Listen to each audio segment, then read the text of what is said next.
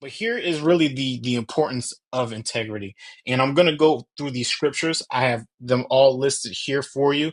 So if you want to pause the video, write them down, or however you're doing it, if you're watching it again, I'm going to list off the importance of integrity because there's actually spiritual rules that come with integrity, blessings that come with integrity, protection that comes with integrity, things for our children that come with integrity. So if we look at Proverbs 10, verse 9, it says, "Whoever walks in integrity walks securely, but he who makes his ways crooked will be found out." So just right off the bat, if we walk in integrity, we will walk in security and protection of the Father. All right. Proverbs 11 verse 3 says, "The integrity of the upright guides them, but the crookedness of the treacherous destroys them." All right. So if we're looking for our path, our direction, our guidance, if we are walking in our integrity, that will lead us to where we need to be. All right. If you go to Proverbs 20, verse 7, it says, "The righteous who walks in his integrity, blessed are his children after him." So even as us fathers or mothers or parents in general, man, as we are walking in our integrity with the Lord, it automatically aligns our children's from blessings for the Father, which kind of goes back to what Job was doing with his children as he was covering them, as he was praying for them, and all that stuff. So just understand that even when you walking in your righteousness, your children will be blessed. All right. Proverbs 19, verse 1, it says, "Better is a poor person who walks in his integrity than one who is crooked in speech and is a fool." That's how important it is to have integrity. It's better for you to be poor with absolutely nothing, but hold fast to your integrity, your characteristics, your fruit of goodness, than it is to do anything that goes against integrity. All right. If we stay in the same chapter, Proverbs 28, verse 18, it says, "Whoever walks in integrity will be delivered, but he who is crooked in his ways will suddenly fall." So there again, when it comes to bondage, when it comes to things that are keeping us bound or holding us down or anything that's oppressing us, if we walk in our if we walk in our integrity, we will be delivered from that. All right. It says it right here. All right. If we go to Psalms 25, verse 21, it says, "May integrity and uprightness preserve me, for I wait for you." So even as we are waiting for the Lord, I saw a really good Facebook post today as I was uploading stuff for this kingly decree. And it says, "While you wait on the Lord, be a server." And I was just like, man, that is really a really good little quick whatever thing to do on social media. But it's actually quite deep. It's the same thing that it's saying right here.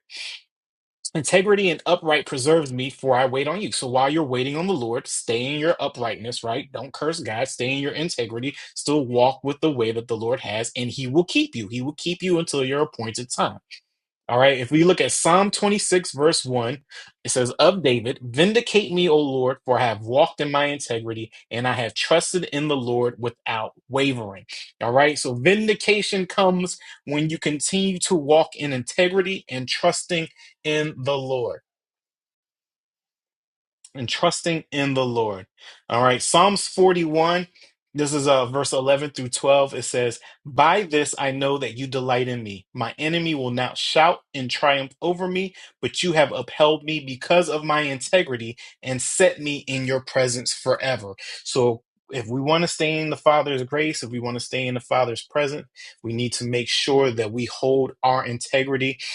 He will uplift us before our enemies. He will fight for us. They will not shout. They will not praise. They will not hold victory over us because we have upheld our end of the bargain, which is trusting in the Lord and staying steadfast into what He has called us and who He has called us to be.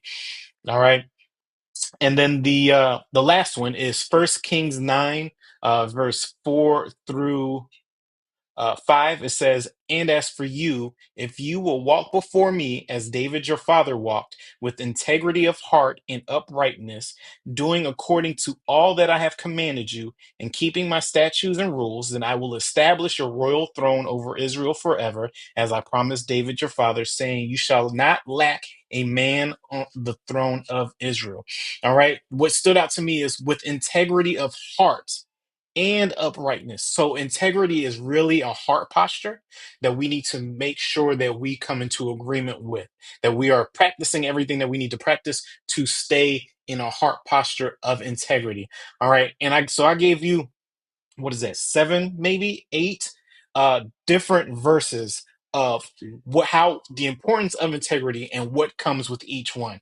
So, which when I was explaining this to Brittany a little bit earlier, I was like, man, if people are doing all the things that they need to do, or they feel like they're in some situation or bound somewhere, then it could be an integrity issue, which then made me start thinking about how can I explain that, or how can I guess put that out to, like, maybe just need to see what you're doing. I mean, the Lord watches you. I can't watch you. It really made me think about the gentleman of Conquer. It's like, I can't really babysit everything that you do. If you don't tell me that you're doing something, then I wouldn't know that you're doing it. But it's a part of your integrity. So if you're feeling like you're stuck in any of these ways and you're checking off all the boxes, look at your integrity of heart. Look at your posture. Look at how you're walking. Look at your uprightness. Um, and see what the Father has for you then. All right. So moving along.